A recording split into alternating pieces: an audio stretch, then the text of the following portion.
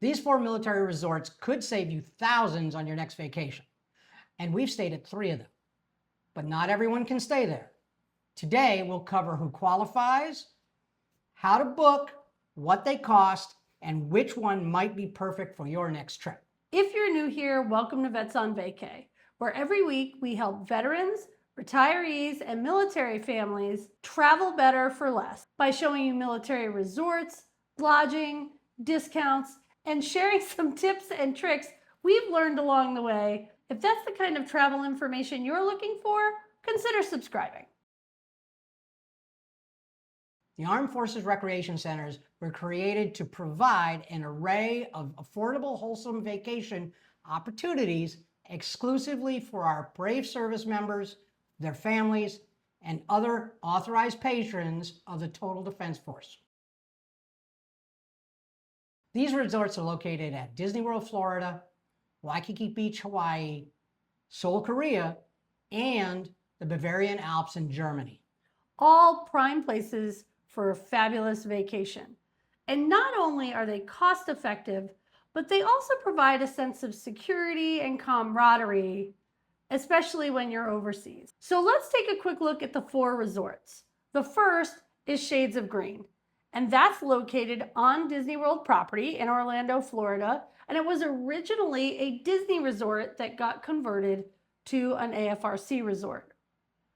It has really spacious rooms, plenty of amenities, restaurants, a fitness center, and dedicated transportation to the Disney parks. So if you're thinking about doing a Disney World trip, definitely consider Shades of Green, because when you pair that with those military Disney tickets, you can take a Walt Disney World vacation for significantly less than civilians. Next, there's Hale Koa Hotel. It's located on Waikiki Beach with great views of Diamond Head and the Pacific Ocean. It offers resort-style accommodations that are generally significantly lower in cost than the resorts around them. Guests can enjoy direct beach access, multiple restaurants, a luau, a pool complex, a fitness center, and a spa. Its prime location makes it easy to explore everything Oahu has to offer, from Pearl Harbor to Diamond Head to the shopping and dining of Waikiki.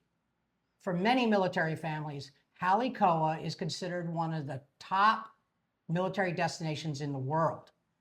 It combines a Hawaiian getaway with an exceptional value. Edelweiss Lodge and Resort is located in Garmisch, Germany, right in the heart of the Bavarian Alps.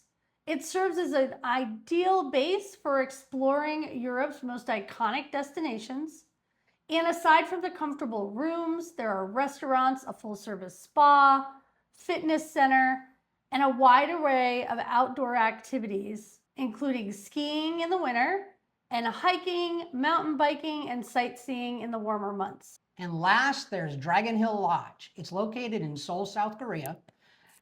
And aside from really modern accommodations, it has a fitness center, multiple dining facilities, shopping, and very convenient access to all of Seoul. Having stayed at 3 of the 4 AFRCs already, we can highly recommend them all, and they are on our bucket list for future travel.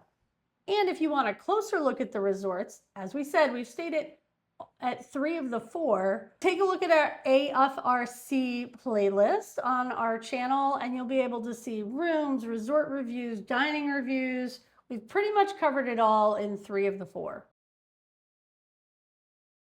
So now for the question you've probably all been waiting for, which is who's eligible to stay at these resorts?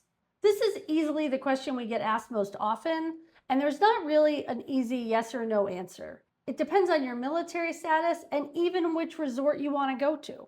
We're going to go over all the categories today in this video, but to make it easier, we've created this eligibility chart. We'll link to a free Google sheet in the description below, and we'll keep it updated as policies change. Now, let's start with the easiest category first, active duty. If you are an active duty member, you have access to all 4 of the AFRCs. But many people assume that that's where eligibility stops. If you're in the National Guard or Reserves, you're also eligible to stay at the AFRCs. Next up are military retirees. Hey, if you retire from the military, well, congratulations. You're eligible to stay at the AFRCs as well.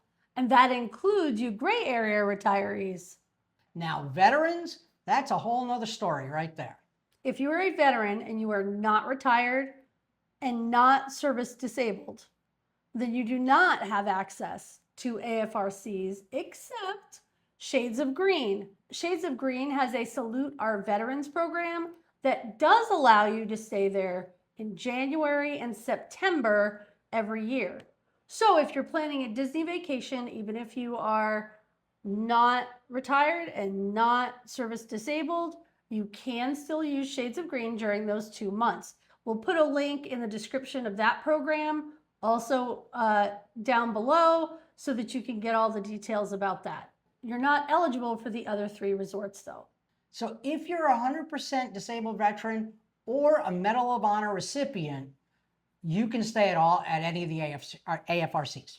And after the passing of the Disabled Veterans Equal Access Act of 2018, veterans, even those who aren't retired, are eligible for AFRC access, even if they have a 0% rating.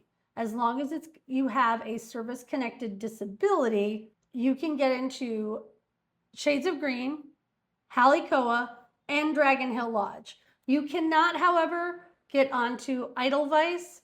And according to the website, the new law is, although it's not that new anymore, right? It's 8 years old. But the new law is subject to the limitations of applicable host nation law and international agreements that have not been resolved. And I guess after 8 years, it's probably not going to get resolved. So don't put that one on your bucket list too early. But the other 3 you are eligible for. That same 2018 law also gave access to former POWs and Purple Heart recipients, again at Shades of Green, Hale Koa, and Dragon Hill. Now, keep in mind, for any of these categories, you're going to have the proper ID. For former POWs and Purple Heart recipients and service-connected, you are going to have your VAIC card that specifically shows you in one of those categories. Additionally, primary caregivers assessed, approved, and designated as the primary family caregivers of eligible veterans under the VA program of Comprehensive Assistance for Family Caregivers have access to Hale Koa, Shades of Green, and Dragon Hill Lodge. Yeah, that all came out of that 2018 law. And did you know that the U.S. military members are not the only ones that have access to the resorts? Commissioned officers of the U.S. Public Health Service or the NOAA also have access to use the resorts.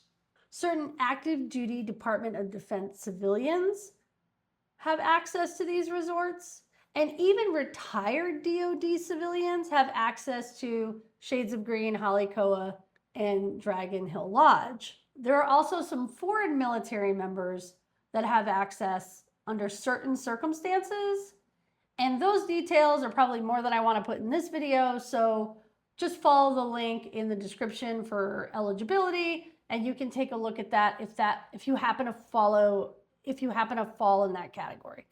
And there's a little known program, or I should say it was not familiar to me or most people I've talked to, that's called the Survivors Family Program, that extends to eligible family members who have suffered a loss of an active duty sponsor regardless of cause.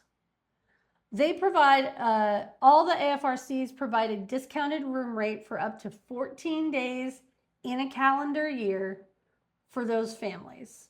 And again, just check the resort websites for details if you happen to fall into that category. Another common question is whether family members or friends could stay.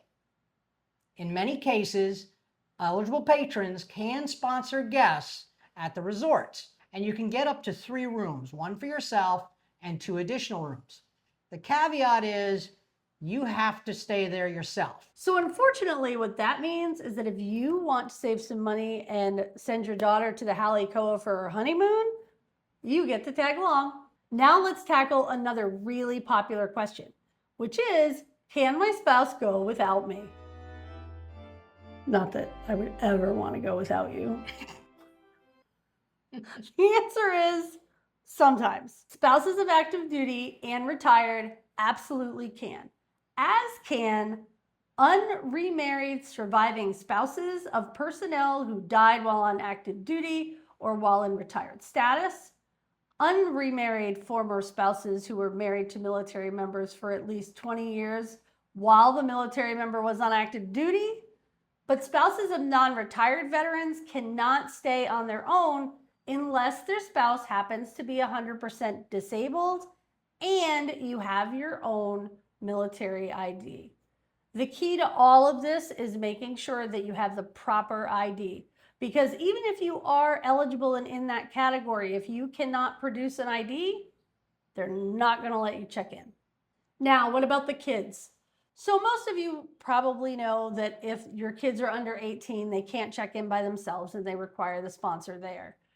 But another question that does come up occasionally is, can my adult child check in or sponsor a room when we're not there? And the answer is no. Either the military member, or in my case as a retired spouse, we can get a room on our own, but the dependents, the adult child dependents, are not allowed to do that. So now we figured out that you're eligible. The next step is getting it booked. All resorts accept advance reservations up to 365 days before you want to go there. Although actually, I was looking at a couple of the resorts, and all of the resorts let me go out 13 months. So the end of your stay is 13 months. And the amount you're going to pay for your stay depends on what eligibility category you fall into. For instance, if you're staying at the Hale Koa, it's going to cost you, and you're a category 1, it's going to cost you $199 per night to stay. This is with no taxes, no resort fees, anytime, including holidays. Just as an example, let's compare 7 nights at the Hale Koa from December 23rd to 30th, 2026, so prime holiday season. For a category 1 at $199 a night, that's $1,393.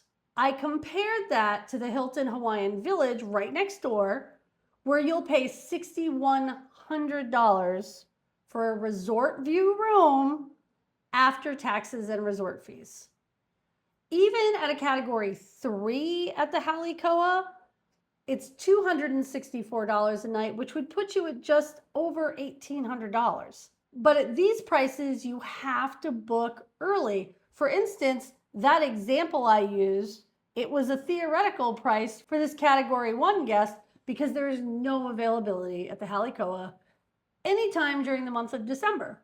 That is why you have to book early. So if you're looking to go at Christmas time, don't book now.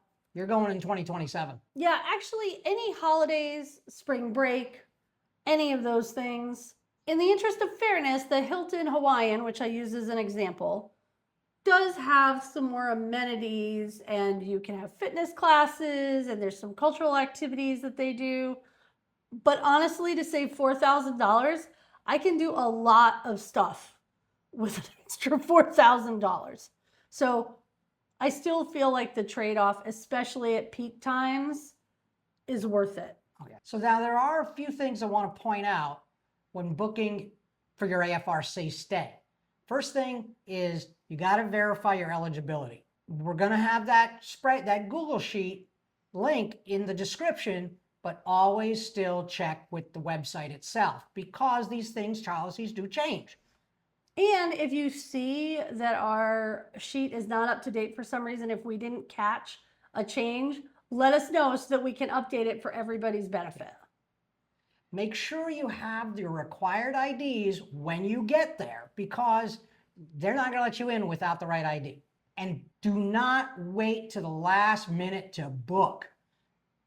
AFRCs fill up quickly. And way ahead. You hit that 365 window and you know you want to go, start booking. Yeah, they have a really good cancellation policy. So for me, I feel like if I'm 75 or 80% or better sure that we're going, especially if it is at a kind of prime time for that area, I am always going to make a reservation.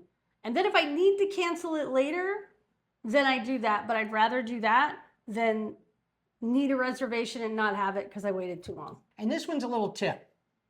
If you go to the calendar and you're looking to book a room and you don't see it, you see it shows that it's not eligible at the moment, give a call to that AFRC because they do have last minute cancellations and that room may have opened up. Yeah, a couple of years ago when we went to Hale Koa, initially they didn't have any availability, but I emailed reservations and I don't know, a day or two later, we had a reservation. So I'm sure that was just luck, but absolutely give a call or send an email because even if it looks like it's filled, people cancel, things change, and they may be able to fit you in where you need to be. Yeah. We hope this helped clear up some confusion surrounding eligibility and staying at AFRCs. And if it did, please give us a thumbs up. It really does help us reach more military families who may not even know that these benefits exist. If you have a question we didn't cover, please leave it in the comments. There's a really good chance that if you're wondering about it, somebody else is wondering also. And don't forget to grab the free resort eligibility sheet that we have linked in the description below. Thanks so much for watching. For now, this is Kathy. And Mike from Vets on Vacay. We'll see you in the next one.